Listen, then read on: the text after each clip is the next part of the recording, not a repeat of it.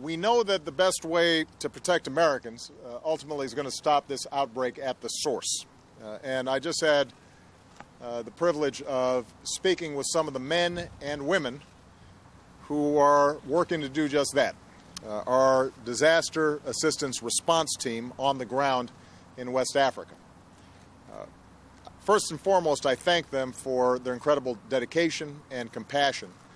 These are the folks that, from the minute that we saw this Ebola outbreak growing larger than we had seen traditionally, were deployed, were on the ground, and we're helping to coordinate the countries where the outbreak is happening to make sure that the response was effective.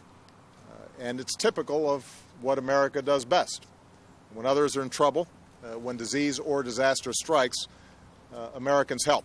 And no other nation is doing as much to make sure that we contain and ultimately eliminate this outbreak than America. We deployed this DART team to West Africa back in early August. They're now the strategic and operational backbone of America's response. They've increased the number of Ebola treatment units and burial teams. They've expanded the pipeline of medical personnel and equipment and supplies. They've launched an aggressive education campaign in country. The bottom line is that they're doing what it takes to make sure that medical personnel and healthcare workers from all countries have what they need to get the job done. And the good news is that it's starting to have an impact. Based on the conversations that I had today with them, they're starting to see some progress in Liberia, and the infrastructure is beginning to get built out. That's thanks to the incredible work and dedication of folks from the United States who are leading the way in helping Liberia, Guinea, and Sierra Leone. And it's critical that we maintain that leadership. The truth is that we're going to have to stay vigilant here at home until we stop the epidemic at its source.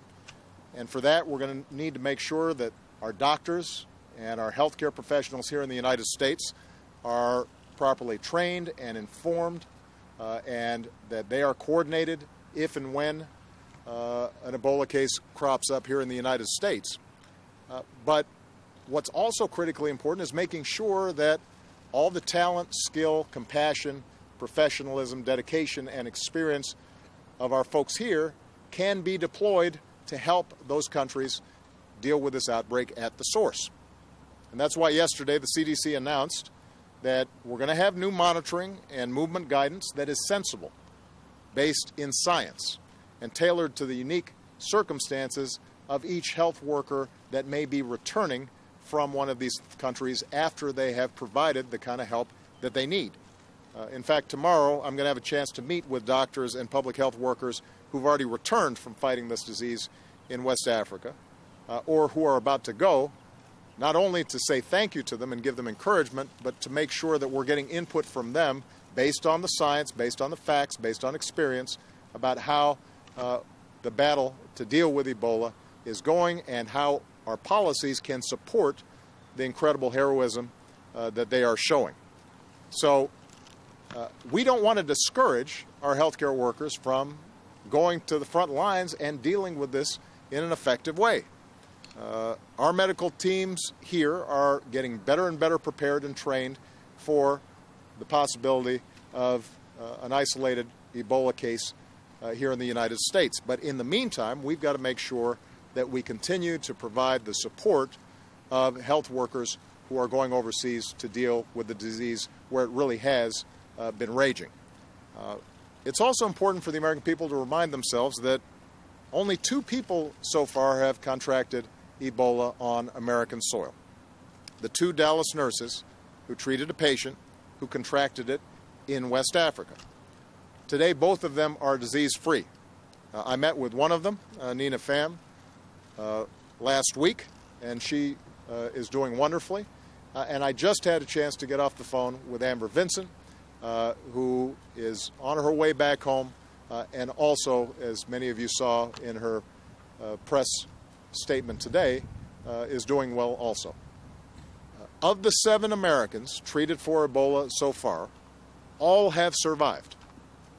Right now, the only American Still undergoing treatment is Dr. Craig Spencer, who contracted the disease abroad while working to protect others.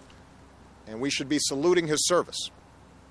And we are focused on getting him the best care possible as well. And our thoughts and prayers are with him.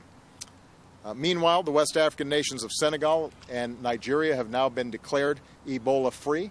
That's in part because of outstanding work led in many cases by Americans working in coordination with those countries to make sure that we did not see an outbreak there. So the point is that this disease can be contained. It will be defeated. Progress is possible, but we're going to have to stay vigilant, and we've got to make sure that we're working together. We have to keep leading the global response. America cannot look like it is shying away because other people are watching what we do. And if we don't have a robust international response in West Africa, then we are actually endangering ourselves here back home. In order to do that, we've got to make sure that those workers who are willing and able and dedicated to go over there in a really tough job, that they're applauded, thanked, and supported. That should be our priority. And we can make sure that when they come back, they are being monitored in a prudent fashion. But we want to make sure that we understand that they are doing God's work over there. And they're doing that to keep us safe. And I want to make sure that every policy we put in place is supportive of their efforts. Because if they are successful, then we're not going to have to worry about Ebola here at home. America, in the end, is not defined by fear. That's not who we are. America is defined by possibility, and when we see a problem and we see a challenge, then we fix it. We don't just react based on our fears. We react based on facts and judgment and making smart decisions. That's how we have built this country and sustained this country and protected this country. That's why America has defined progress, because we're not afraid when challenges come up. Thanks to our military, our dedicated medical and healthcare professionals, the men and women who I spoke to today in West Africa, that leadership and progress continues. And we're going to keep on making progress, and we are going to solve this particular problem just like we've solved every other problem. But it starts with us having the confidence and understanding that as challenging as this may be, this is something that will get fixed. In large part because we've got extraordinary Americans with experience, talent, dedication, who are willing to put themselves on the front lines to get things done. I'll have more to say about this tomorrow when I have those workers here. But I just wanted to emphasize how proud I am of the people who are already involved in this effort and how confident I am after speaking to them that, in fact, we're going to get this problem under control. All right?